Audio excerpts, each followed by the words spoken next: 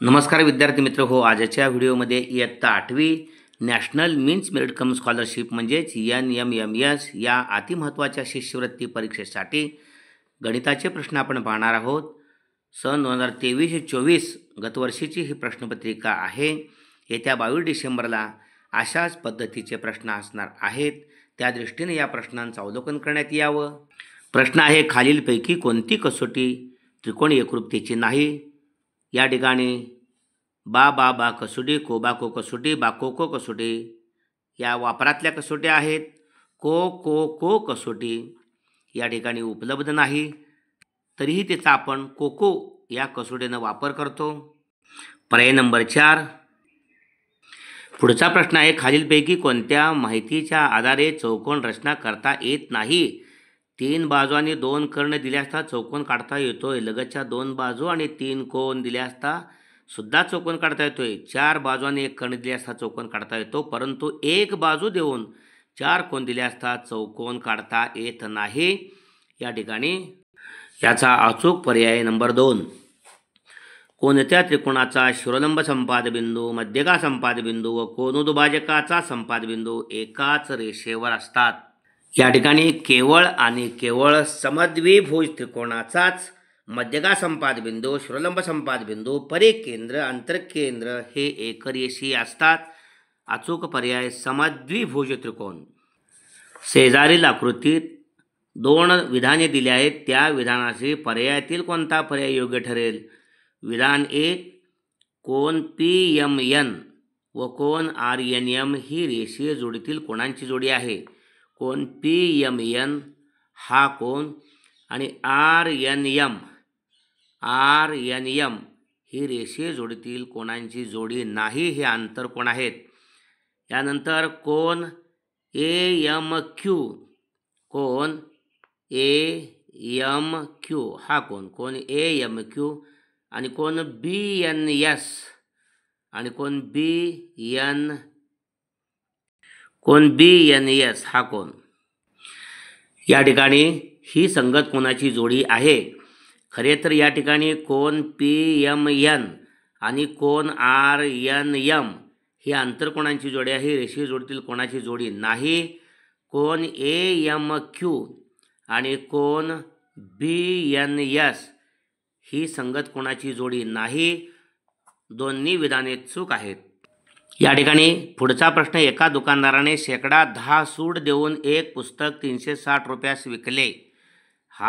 तर त्या पुस्तकाची खरेदी किंमत किती? शेकडा 10 सूट द्यायची आहे, म्हणजे या ठिकाणी 100 रुपयाला 10 रुपये घ्यायचे नाहीत, म्हणजे 90 रुपयाला विकायची. पण आमची छापील किंमत किती आहे? 100 रुपये. आपण मानली 90 रुपये या ठिकाणी विक्री असताना 100 रुपये छापील किंमत म्हणजे 100/90, तर म्हणजे गुणिले 360 रुपयास विकली, तर याकडे छापील किंमत किती? 90ला 100 रुपये छापील किंमत, तर 360ला काय? हे शून्य गेले. 9×1 = 36. 100 गुणिले 4 400 रुपये. अचूक पर्याय 1. 3/5. पुढचा 7/9, 1/3, 9/11 यापैकी सर्वात मोठी संख्या व सर्वात लहान संख्या यामधील फरक कोणता? हे पर्याय आहेत. या ठिकाणी अंदाजे आपण भाग घालला तर 3ला 5ने भागल्यानंतर 0.7 येते. 3ला भाग जात नाही म्हणून 0. 5×30 म्हणजे 0.60. ओके. 7ला 9 भाग, सुरुवातीला 0, 7वर 0 घेतले, 9×7 झाले, 9×7 63, उरले 7, पुन्हा 9×7 63.77. 1ला 3 आपण भागलं 0.33 येणार आहे, पुन्हा 33 येणार आहे. ओके. 3×9 3 3 3 पुन्हा येणार आहे, म्हणजे 0.33 2.6पर्यंत. इथं 90 आहे, 11×8 = 88. 9ला 11ने भाग जात म्हणून 0. 9वर 0 घेतले, 90, 11×8 = 88, उरला 1, उरले 2, 20 झाले. 11×1 = 11, 2 पाऊस पुढे जाते, म्हणजे 0.81, 0.33, 0.77, 0.60. लसावी न काढता अंदाजे 2 दशांशापर्यंत भागाकार घेतला तर 0.81 सर्वात मोठी आहे, 0.33 सर्वात लहान आहे. म्हणजे आपल्याला 9/11 या मोठ्या संख्येतून लहान संख्या 0.33 कुणावरून आल्या? 1/3 या दोघांची वजाबाकी करायची. 9×3 = 27 वजा 11×1 = 11. छेद सारखा नाही, तिरकस गुणाकार, भागिले 11×3 = 33. 7 मधून 1 गेला 6, 2 मधून 1 गेला 1, 16/33. फरक मोठी संख्या आणि लहान संख्या. पहा अचूक पर्याय पहिला. ओके. पुढचा प्रश्न, एका कारचा सरासरी वेग 60 किमी पर तास असताना काही अंतर जाण्यासाठी 8.5 तास 8.5 तास लागतात, तर तेच अंतर 7.5 तासात कापण्यासाठी कारचा सरासरी वेग किती किमीने वाढवावा लागेल? या ठिकाणी 60 किमी पर तास वेग असताना काही अंतर जाण्यासाठी 8.5 तास लागतात. तेच अंतर 7.5 तासात पूर्ण करायचे आहे, म्हणजे वेग वाढवावा लागेल. म्हणजे हे प्रमाण व्यस्त आहे. व्यस्त प्रमाणामध्ये एक लक्षात ठेवायचं, 1, 2, 3 संख्या नेहमी असतात समचलनामध्ये, व्यस्त चलनामध्ये. व्यस्त चलनामध्ये पहिल्या दोघांचा भागाकार भागिले तिसरी संख्या, मग आपलं उत्तर मिळते 60 गुणिले 8.5 भागिले 7.5.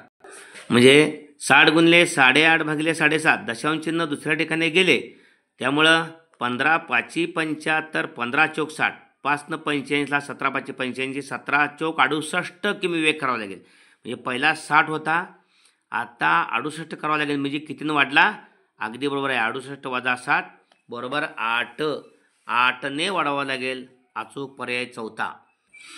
पुढला प्रश्न आहे 0.2 अधिक 0.02 अधिक 0.002 चा वर्ग बरोबर किती?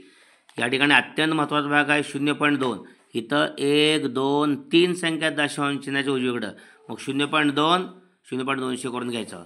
0.02 0.020 अर्थ बदलत नाही.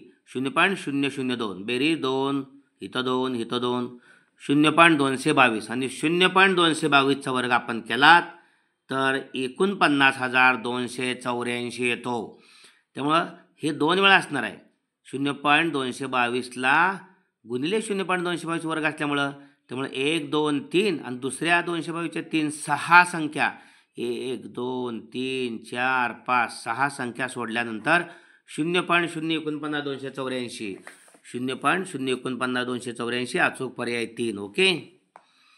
ओ केंद्र असलेल्या वर्तुळाची 60 सेमी लांबीची जेव्हा एका वर्तुळ केंद्रापासून 16 सेमी अंतरावर आहे, तर त्या वर्तुळाची त्रिज्या किती? या ठिकाणी वर्तुळ केंद्रातून जिवेवर टाकलेला लंब जिवेस दुभागतो. म्हणजे वर्तुळाची 60 सेमी लांबीची जेव्हा दुभागली 30 झाली आणि वर्तुळ केंद्रापासून ती जेव्हा या ठिकाणी 16 सेमी अंतरावर आहे, त्यामुळे त्रिज्या काढताना या ठिकाणी त्रिकोण आहे. समजा AB ही जिवा आहे, OM हा लंब टाकलेला आहे, त्यामुळं AB दुभागल्यामुळं AM 30 आणि MB 30 झाला, मध्ये M आहे. ओके. 16चा वर्ग पायथागोरसचा प्रमेय, त्रिज्या म्हणजे कर्ण आहे, ही त्रिज्या म्हणजे कर्ण. 16चा वर्ग 256. ही तोंडी उदाहरणं करायला हवीत. 30चा वर्ग 900, दोघाची बेरीज 1156 आणि 606 5, 30चा वर्ग 900 9 2 1156, त्याचं वर्गमूळ 34 आहे. म्हणजे वर्तुळाची त्रिज्या 34. कारण 16 30 16 30 आणि 34, 16 30 34चे पायथागोरसचे त्रिकूट आहे. अचूक पर्याय चौथा. ओके.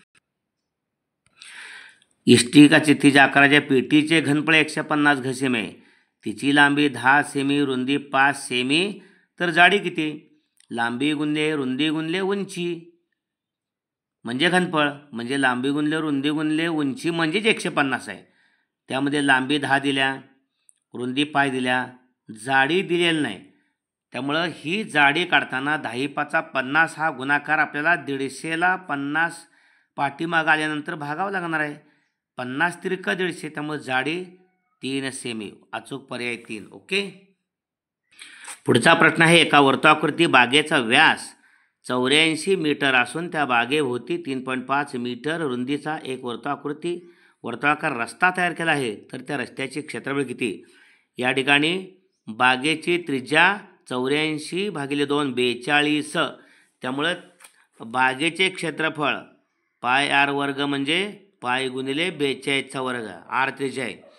आणि रस्त्यासहित बागेची त्रिज्या 42, 84 नंबर 42, 84 निंपट 42 आणि रुंदी रस्त्याचे 3.5 म्हणजे 42 आणि 3.5 45, म्हणजे बागेसहित क्षेत्रफळ रस्त्यासहित क्षेत्रफळ पाय वर्ग म्हणजे पाय गुणले 42 3 45.5, 42 3.5 पाय गुणले 45.5चा वर्ग. ओके, त्यामुळे पाय सामायिक निघतोय. पाय सामायिक निघाल्यानंतर 45.5चा वर्ग वजा 42चा वर्ग, पाय 22/7.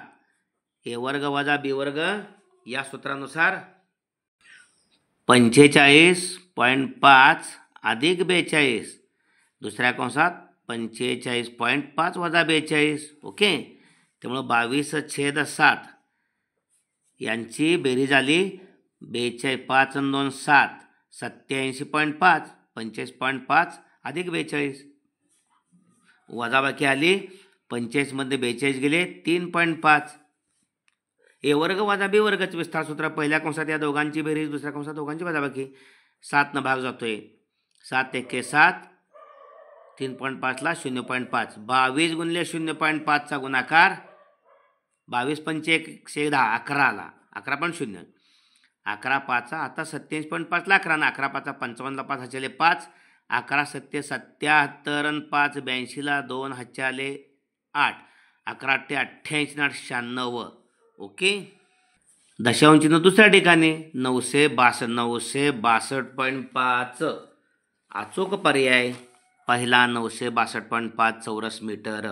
ओके, अशा पद्धतीने हा व्हिडिओ जरूर आपल्या मित्रांच्यासाठी लाईक करा. उद्याच्या 22 डिसेंबरला उपयुक्त ठरणार आहे. पुढील प्रश्न लगेचच नंतरच्या व्हिडिओमध्ये घेणार आहे. धन्यवाद.